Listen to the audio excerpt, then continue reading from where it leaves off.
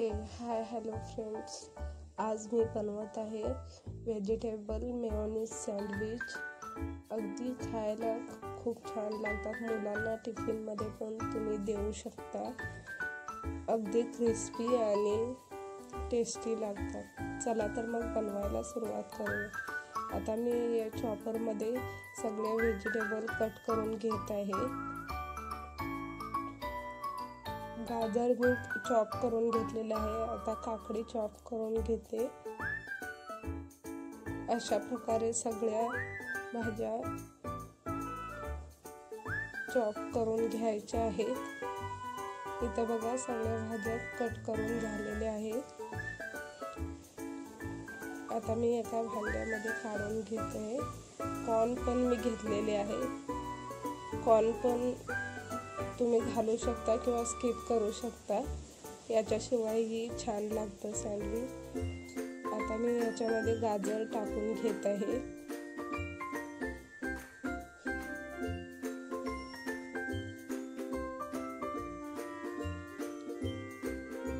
असे पाठोपाठ सगळ्या भाज्या एका पॉटमध्ये काढून घ्यायच्या। त्यामध्ये मी अर्धी वाटी मेयोनीज टाकत आहे। चिली फ्लेक्स तुमच्या तिखटाच्या आवडीनुसार तुम्ही टाकू शकता। ऑरिगॅनो मी इथं टाकत आहे चवीनुसार। मीठ टाकून घेत आहे। आता सगळं एकत्र करून घेऊ।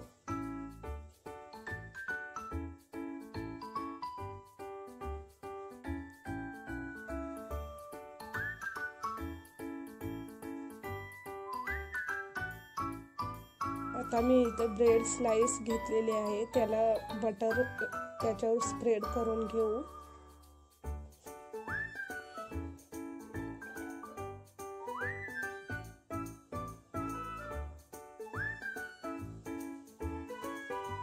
त्यानंतर त्याच्यावर हिरवी चटणी लावून घेऊ।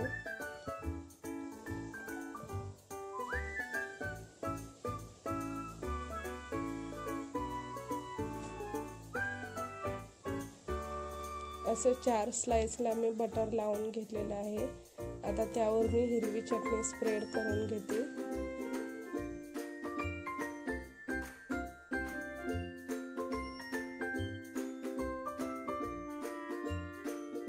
थोडंसं ऑरिगॅनो स्प्रिंकल करायचं, टेस्ट छान येते। आता मी ह्याच्यावर मिक्स केलेली भाजी पसरवून घेत आहे। आता हे बंद करून आपण टोस्टरमध्ये रोस्ट करून घेऊ सँडविच।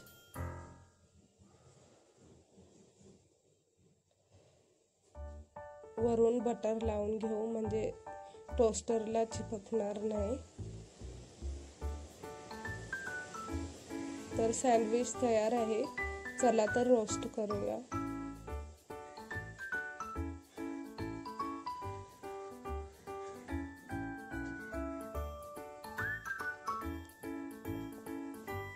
आता मी टोस्टरमध्येही थोडं बटर लावून घेत आहे, कारण खालच्या साईडून चिपकू नये म्हणून।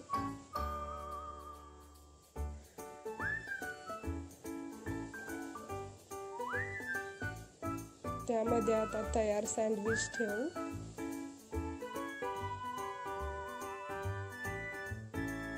मीडियम आचेवर 5 ते 7 मिनिटं शेकून घेऊ, चांगलं ब्राऊन कलर येईपर्यंत।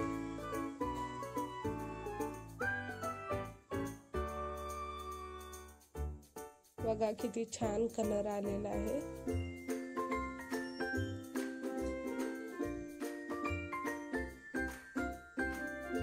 दोन्ही साइडून असंच रोस्ट करून घ्यायचं आहे।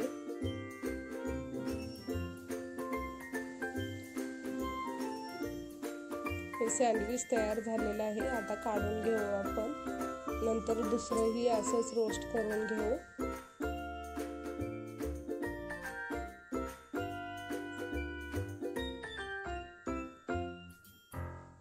हे पण दोन्ही साइडून शेकलेलं आहे। हे पण सँडविच आता काढून घेऊ आपण.